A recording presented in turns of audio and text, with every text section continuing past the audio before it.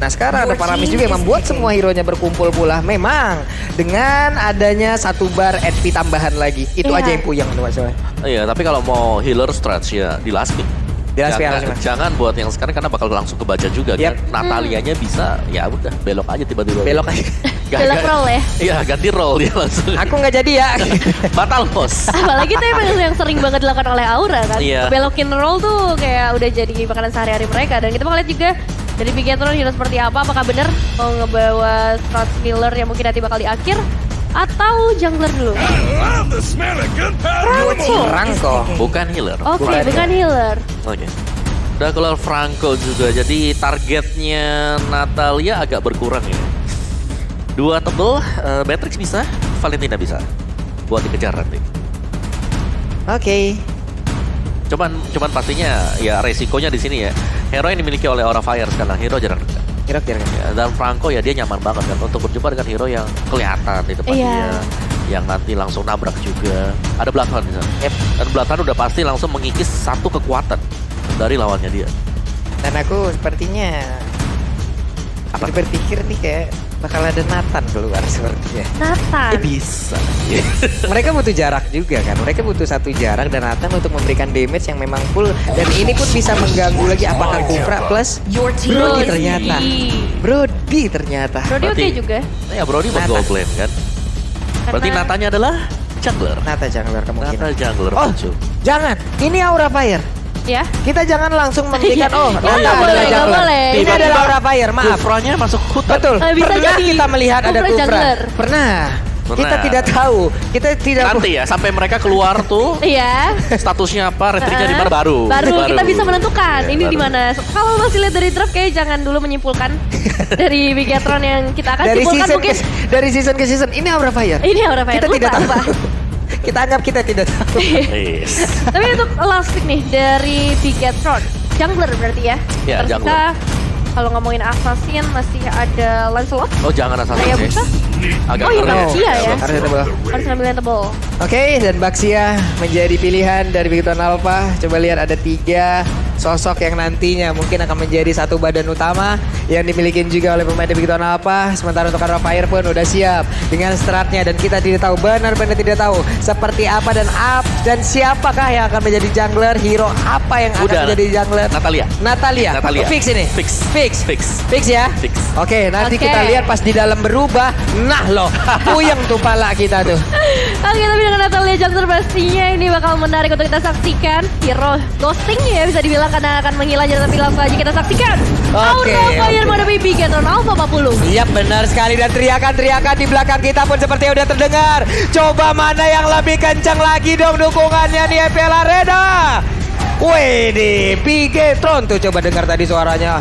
Aura ada juga tuh di pojok sana. Oke, kita lihat aja apakah mereka akan tetap bersemangat untuk memberikan dukungannya kepada kedua tim yang sedang bertanding di match yang pertama hari ini. Iya, sini dia kita masih ke dalam game yang kedua di mana 1 poin memang sudah diamankan oleh teman-teman dari Aura. Cuma nggak menutup kemungkinan juga pastinya karena Bigetron Alpha membawa hero yang berbeda, membawa gameplay yang berbeda juga. Pastinya High dan juga Max kali ini terlihat terpantau oleh kamera mendapatkan purple buff-nya masing-masing tanpa ada gangguan.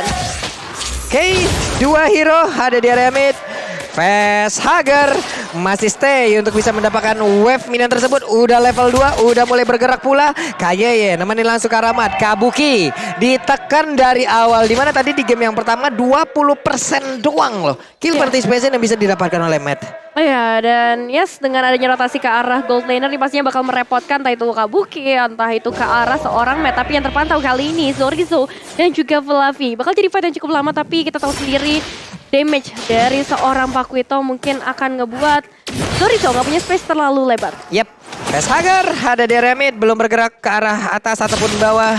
Sementara untuk Kabuki masih stay di dalam lane-nya, udah level 3 terlebih dahulu. Satu wave minion ini akan membuat Matt pun mendapatkan leveling yang sama, tapi ternyata untuk kali ini kan ada satu Iron Hook yang memang sangat on point dan first blood berhasil didapatkan dari gold laner Aura Fire dan Kabuki pun harus down. Happy birthday Kabuki ya jatuhnya karena itu surprise. Yang benar-benar nggak ter-expect, tapi kali ini masih ada pembalasan secara seorang Matt, masih ada flicker yang bisa dibuka, tapi ternyata agak cukup karena Godiva punya satu efek blink atau maju ke bagian depan speed yang begitu luas membuat dari seorang Matt harus tumbang juga. Iya, Adil ya. Adil, oke. Gold lane-nya sama-sama tumbang. Cuman memang itu langsung memberikan efek insecure sebenarnya buat Bigetron Alpha ya.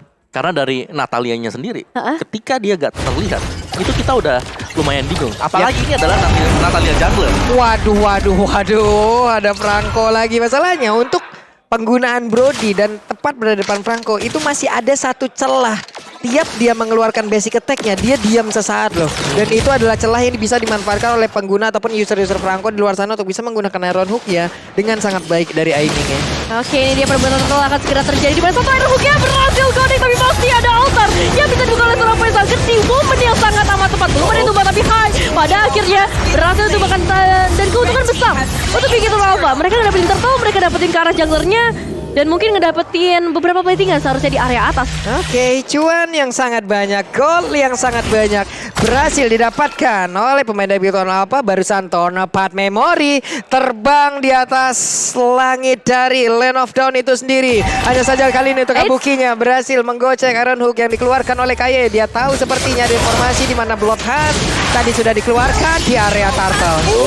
Tapi Kabuki ternyata harus tumbangan juga. Kali ini perebutan purple buff-nya masih bisa diamankan oleh seorang Haik, membuat Zorizo harus mundur lagi karena kali ini Zorizo juga nggak megang retribution. Tapi Kabuki sekali untuk berapa kali kedua kalinya mungkin dan membuat dari seorang Godiva masih punya kesempatan memberikan beberapa pertahanannya dan harus tumbang pada akhirnya. Tapi di sisi lain datang di waktu yang tepat memberikan eliminasi, pembalasan dendam terjadi dari Aura Fire. Oke, cukup memaksakan keadaan tapi untuk kali ini terlihat ada lagi Natalia yang berhasil langsung ditabrak begitu saja. Dimana sekarang Tonopad Memory-nya udah langsung diantarkan ke bagian depan tapi Max masih cukup tebal.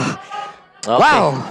Ya, dan inilah perbedaan dari emblem Demon Slayer ya, dan juga mungkin dari High Andra yang dipakai oleh High sendiri. Penetration movement speed untuk High, sedangkan kita tahu banget bagaimana dengan adanya emblem jungle. Ini bakal lebih cepat untuk retribution yang dipakai oleh Max. Dan yang lainnya masih cukup berimbang dan cukup sama ya. Godiva juga dengan concussive blast-nya nambahin HP, ada cooldown time reduction. Jadi lebih karena untuk memperkuat sekarang di gold lane seperti apa. Karena Matt kalau kita lihat ini 5 menit awal semua yang dilakukan oleh Kini selalu on point. Connect lagi dong Om Wawa dan dihajar.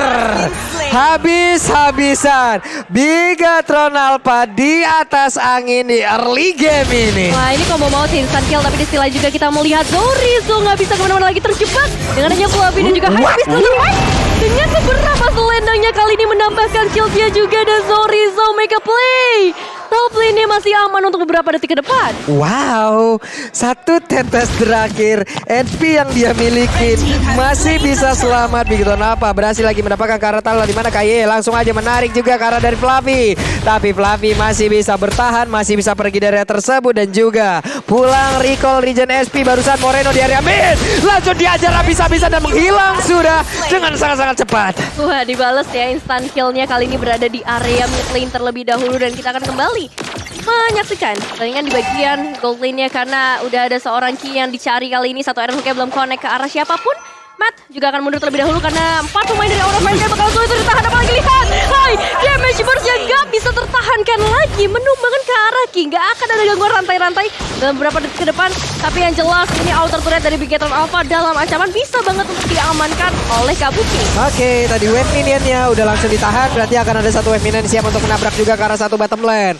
Tapi Godiva mundur semuanya, belum lagi di tengah antara Fluffy dan juga pergerakan dari Esmeralda yang digunakan oleh Zorizo masih sangat-sangat kuat dan juga belum terkalahkan, di mana untuk Fluffy-nya pun diusir mundur untuk kali ini.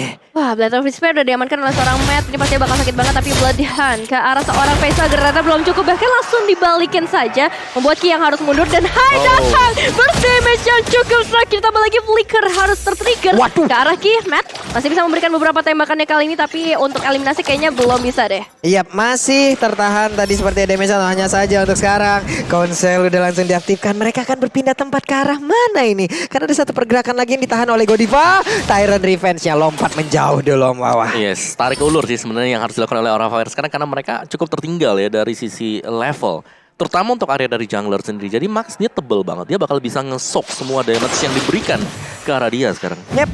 Godiva diajak untuk langsung pergi dan juga pulang menuju ke arah satu tertarik yang ada di area bottom lane. Ada 3 hero berkumpul, wave minion dihilangkan. Turtle pun kali ini langsung terlihat lagi menggoda seluruh player agar bisa masuk ke wilayah dari pit Turtle itu sendiri dan melakukan sebuah pertempuran. Tapi tidak sempat ternyata. Cepet banget tuh buat dapetin ke arah turtle-nya. Tapi kita ngeliat juga tadi dari seorang Godiva memberikan satu checking.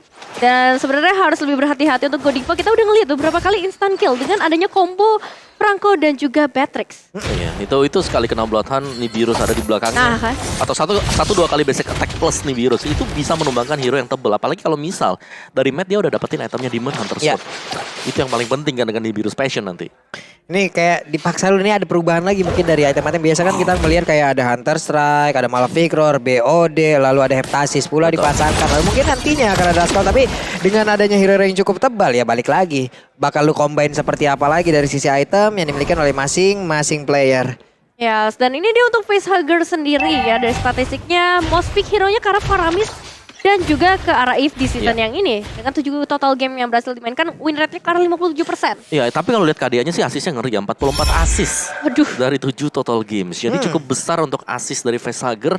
Yang dimana ya dia sebagai mid laner memang bisa ngasih damage besar. Tapi dia nggak terlalu nyari damage juga. Dia lebih fokus untuk mendapatkan kemenangan di teamfight. Wah, ini Flavia di bawah, coba lihat langsung diinvasi dengan begitu banyaknya player yang memiliki oleh Big Ton Alpha. Mereka aja numpang lewat dong dengan membawa satu wave minion. Hancur sudah satu outer turret di area bottom lane. Ya, ini bisa dibilang key personal brandingnya udah berhasil banget. Kalau ngelihat key udah pasti bakal mundur. Iya. Dan ini ada dari sedikit itemization-nya yang pasti udah dibuat dengan adanya seorang Madness of Despair yang ngasih efek besar ya Om Awa. Iya sih, dan Facehugger yang gue pengen lihat Enchanted Talisman. Dia menuju ke sana juga dan dia punya Magic Worship ya. Jadi bakal ada efek bertambahan. Waduh, Facehugger-nya nggak sempat untuk mengeluarkan satu ke altar dan malah dirinya langsung diajar begitu saja. Di mana sekarang Bloodhound-nya ke arah dari Natalia. Ada pertempuran sepertinya belum berakhir, di mana Godiva udah langsung lompat dengan Tyrant Defense di bagian depan. Belum ada Tyrant Defense dikeluarkan. Mundur lagi, mereka kalah dari segi quantity player-player yang dimiliki oleh pemain dari Aura Fire itu sendiri. Tapi barusan Iron Hook-nya Godiva ditarik lagi masuk ke dalam pelukan pemain-pemain dari Big Alpha, di mana mereka mulai maju ke bagian depan. Ada Sorizo mulai di area tersebut dan sekarang Lordnya menjadi milik dari Big Alpha dan again connect Iron Hook-nya. Facehugger harus ditumbangkan untuk kedua kalinya sejauh ini. Lord bisa diamankan bagi teman-teman dari Big Alpha dan tarikan berikutnya dari Sonic yang langsung udah Godiva. Gak butuh waktu yang lama untuk bisa memberikan satu instant kill. Melihat di sana ada Matt, ada Moreno juga. Ini udah kuadra, ini udah kuadra hook jatuhnya 4 kali berturut-turut kena semua loh, dan hampir aja. Hampir banget. Ya, setiap kali ada tarikan hook dari kiri langsung momentum, langsung ada impact buat Bigetron Alpha. Ya, dan bagusnya Bigetron Alpha juga punya satu covering atau refleks yang cepat banget. Sehingga air hooknya nggak pernah sia-sia sejauh ini dari seorang King. Tapi di sisi lain kita bakal melihat juga Zorizo coba untuk mengamankan terlebih dahulu ke arah purple buff bagi seorang Hai supaya gak bisa menyusul ketertinggalan gold mereka. Apalagi udah ada Lord di bagian bottom lane. Itu pakai umpan apaan si Kaye barusan, kena mulu aja. Tapi Max dengan badannya begitu tebalnya, dia pede berdiri di depan seorang diri. Ada Kaye mencoba untuk menarik, tidak ada satu player yang berhasil langsung diamankan. Ini dia Lordnya memang berhasil ditumbangkan, tapi lihat berapa banyak inner turret yang bisa diruntuhkan juga oleh Bigetron Alpha. Satu tarikan mautnya ya bisa dibilang, karena ngeri banget ketika rantainya udah keluar tapi belum bisa mendapatkan satu player dari Aura Fire. Iya, tapi di sini jujur ya, kalau kita ngeliat dari Aura Fire, mereka lumayan tertekan. Apalagi dari sisi jungler XP laner ini harus mendekat, dan itu selama masih ada Franco bakal bisa di-disable salah satu hero-nya. Yap. Ini barusan juga dengan adanya satu wave minion plus dengan gerobak UMKM yang udah cukup besar nih ya. Ini jadi usaha maju ini sepertinya ya. Sudah bergerak menjadi CV seperti. Dan mungkin udah lagi jadi PT itu. Udah lebih gede banget modern tadi kan wave minion untuk gerobaknya. Bener, ya semakin banyak orangnya bisa bikin PT yang lebih besar. Tapi kali dari seorang Zorizo udah mulai dijebak dengan 4 pemain dari Aura Fire. Oh, Kidata Mes juga datang. Begitu tarik bahkan dia bisa benar-benar lagi. Sehingga pemain dari Aura survive dengan adanya altar yang memang dibuka oleh seorang Facehugger. Tapi ini gak cukup untuk menyelamatkan seorang Kabuki. Wah, Iron Hook-nya connect banget. Tapi barusan ada Tyrant Rage yang memang mendorong Lolo untuk masuk ke bagian dalam. Dan mereka mendapatkan kesempatan yang sama lewat Valentina yang langsung mengcopy MMU yang dimiliki oleh Faramis. Altarnya dibales langsung. Oke, tapi ya itu altar memang harus bisa di-copy sih sama Moreno ya. Salah satu ultimate yang penting banget pastinya juga untuk Aura Fire biar mereka bisa seimbang gitu loh. Yep. Dari sisi team fight ya, karena kan otomatis kita berhadapan dengan hero yang nantinya tumbang, dapetin HP tambahan misalnya 2000-an dan nanti dia bangkit lagi. Dan itu harus bisa dilawan dengan hal yang sama juga. Yeah. Dan itulah fungsi dari Valentina sekarang. Wah, ini sedikit lagi bisakah dia bertahan?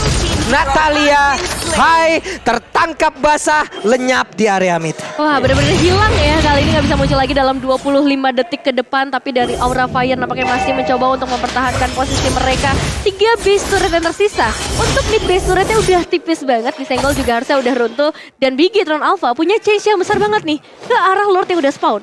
Ya, tanpa retribution yang pastinya sih. Ini tebal-tebal semuanya juga. Dan mungkin poin plus ketika kita melihat ada Natalia. Ini Natalianya bisa pick off. Oke. 1-2 hero yang sedang melakukan split push. Tapi apa yang dilakukan oleh Bigetron Alpha? Emang ada yang split push? Hampir gak ada sama sekali. Dan kalaupun memang lagi split push, itu selalu ada temennya, ada partnernya.